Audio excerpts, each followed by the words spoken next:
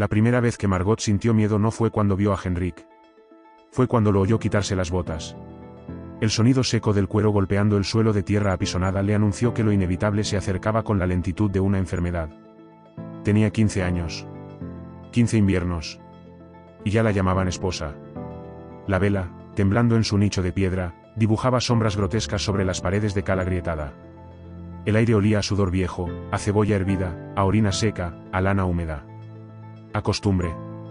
No había música. Solo risas al otro lado del muro, amigos de Henrik, borrachos, apostando con qué fuerza lloraría la novia. La cama, una tabla sobre 4 patas, la esperaba. También el ritual. También la sangre. Margot apretó entre los dedos el nudo de cuero que su madre le ató al cuello, un amuleto de espino para proteger el cuerpo. Pero no hay espino que detenga el derecho de un esposo. Henrik no la besó. No preguntó. No dudó. Porque esta no es una historia de amor. Esto es una autopsia, la disección de una época en la que el deseo se castigaba, el placer se temía, y la carne femenina era, literalmente, propiedad heredada. La intimidad medieval no existía. Cada cuerpo era territorio ocupado por la iglesia, la superstición y el linaje. Y esta historia no es solo de Margot. Es de todas. Si este tipo de relatos malditos te arrastran al fango de la verdad, suscríbete a este canal.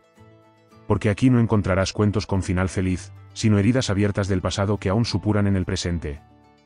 El lecho como contrato. La sangre como firma. La noche de bodas no era un momento íntimo. Era un espectáculo jurídico. El pueblo exigía pruebas. El contrato debía sellarse con dolor, y el dolor debía dejar una marca. La cama no estaba oculta tras puertas cerradas, sino apenas separada del mundo por una tabla y una cortina raída. Afuera, familiares y vecinos escuchaban atentos, esperando el sonido exacto, el quiebre de una muchacha. Margot no sabía qué se esperaba de ella. Solo que debía sangrar. Porque sin sangre, no había honor. Sin sangre, el matrimonio no existía. La virginidad era moneda. Su himen, un sello. Y el cuerpo, el recibo que garantizaba que su padre no había entregado mercancía usada. La tradición era brutal. Antes del acto, los invitados arrastraban a los esposos hasta el lecho, les arrancaban la ropa entre cánticos obscenos, y aguardaban detrás de la puerta como centinelas de una ceremonia sagrada. A la mañana siguiente, las sábanas se colgaban al sol. Si estaban manchadas, había júbilo. Si no, el silencio era una sentencia. Algunas madres enseñaban a sus hijas a ocultar gotas de sangre de gallina bajo el colchón. Otras no enseñaban nada. Solo rezaban. La iglesia bendecía estas costumbres. No con alegría, sino con control. No con comprensión, sino con amenaza. Porque en la lógica del clero, incluso la consumación podía ser pecado. Santo Tomás de Aquino dictaminó que el placer desmedido entre esposos era adulterio espiritual. San Jerónimo escribió que un hombre que ama demasiado a su esposa es tan culpable como si amara a otra. Margot lo escuchó de labios de su confesor, solo ciertos días eran lícitos. Ciertos gestos, ciertas posiciones. El cuerpo encima, nunca debajo. Cara a cara, nunca de espaldas. El alma estaba en juego. Porque el infierno tenía oídos. En teoría, Margot podía negarse si era miércoles, si era cuaresma, si llovía. En la práctica, no podía negarse nunca. La iglesia no protegía a las esposas. Las vigilaba. Y la medicina no era más misericordiosa. Según los sabios, la mujer era un hombre incompleto, un error anatómico. La vulva, un pene hacia adentro. El útero, un animal errante que podía subir hasta el pecho y estrangular desde dentro. Y sin embargo, se esperaba que Margot concibiera. Que pariera. Que sobreviviera a ello. Que muriera discretamente si no lo lograba. El deseo femenino, cuando existía, era sospechoso. El placer, una prueba de culpa. Y aún así, en el silencio de la noche, bajo el peso de un hombre que no amaba, Margot cerraba los ojos y se preguntaba. ¿Esto es todo? Margot sangraba. No una vez. No dos. Cada luna, cada ciclo, cada vez que su cuerpo intentaba recordar que era suyo. Pero no lo era. La sangre menstrual, para los hombres de Dios y los hombres de ciencia, era una impureza peligrosa. San Isidoro escribió que una mujer en su regla podía marchitar cultivos solo con su sombra. Hildegarda de Bingen, más misericordiosa, afirmaba que la menstruación era un modo de liberar los venenos acumulados por el pecado de Eva. No importaba si dolía. No importaba si venía con fiebre, mareo, vómito, visión borrosa. No había cura. Solo penitencia.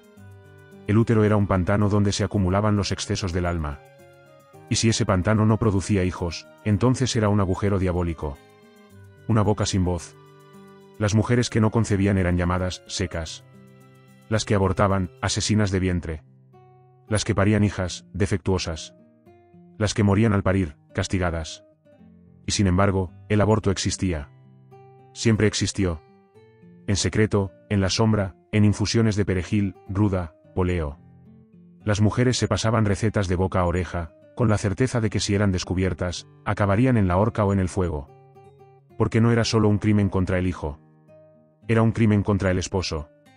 Contra Dios. Contra el linaje. Las parteras, curanderas, brujas, madres viejas, caminaban la cuerda floja entre el auxilio y la hoguera. Si salvaban a la madre, eran ignoradas. Si la madre moría, eran acusadas. La línea entre medicina y magia era delgada, trazada por hombres que nunca parieron ni sangraron. A Margot la llevaron una vez a una de ellas.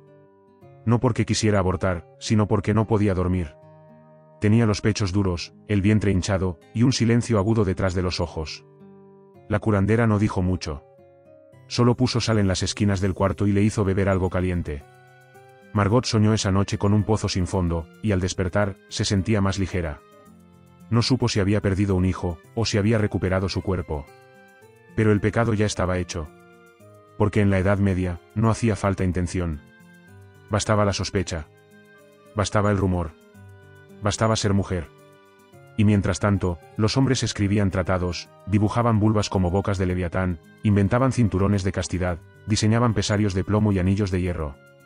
Todo para sellar el cuerpo. Todo para domesticar el deseo. Margot aprendió a fingir. A callar. A no mirar a los ojos cuando la examinaban. A no mover las caderas cuando la tocaban. A no respirar cuando lloraba. Porque si parecía que sentía, entonces era culpable. Si este descenso al abismo del cuerpo femenino en la Edad Media te está revelando más de lo que imaginabas, quédate. Lo peor no ha llegado. Porque no todas las mujeres sangraban en la cama. Algunas lo hacían en público. En la plaza. En la horca. Margot no terminó en el lecho. Terminó en el cepo. El pueblo no supo en qué momento Margot cambió. Solo que una mañana, Henrik apareció muerto. No hubo sangre. Solo un rostro congelado en el espanto, como si hubiera visto el fin del mundo en el lecho donde creía gobernar. El confesor declaró que había muerto de pecado contenido. El barbero sugirió un espasmo del corazón. El pueblo susurró otra cosa, que Margot le había susurrado algo al oído antes de que se apagara. Que en su aliento no había perdón, sino una promesa. La llevaron al cepo. No la azotaron. Aún no. Primero, esperaron que confesara. Pero Margot no dijo nada. Ni una sola palabra. Miraba fijo al campanario, como si contara los segundos que le quedaban. Y aún así, no mostraba miedo.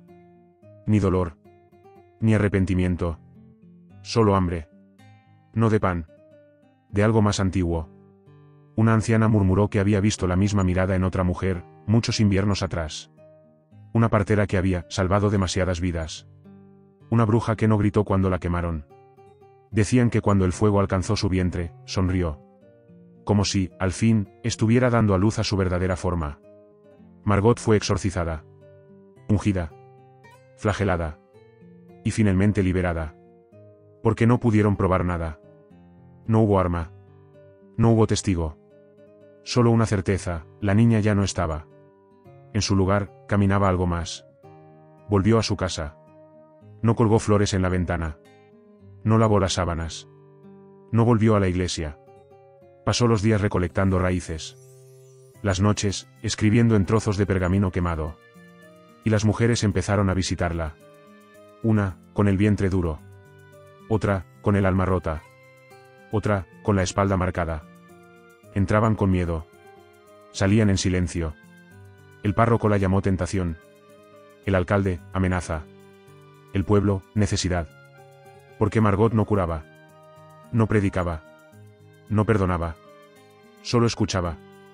Y en sus ojos, cada mujer encontraba lo que nadie más se atrevía a ofrecer, una posibilidad. Dicen que la Edad Media fue brutal. Que el mundo era oscuridad, ignorancia, superstición.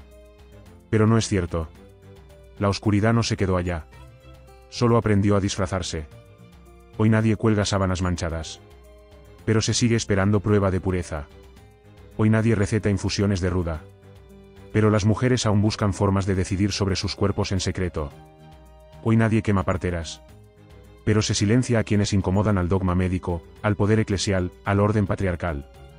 Y si escuchas con atención, en cada clínica, en cada tribunal, en cada confesionario, Margot sigue hablando.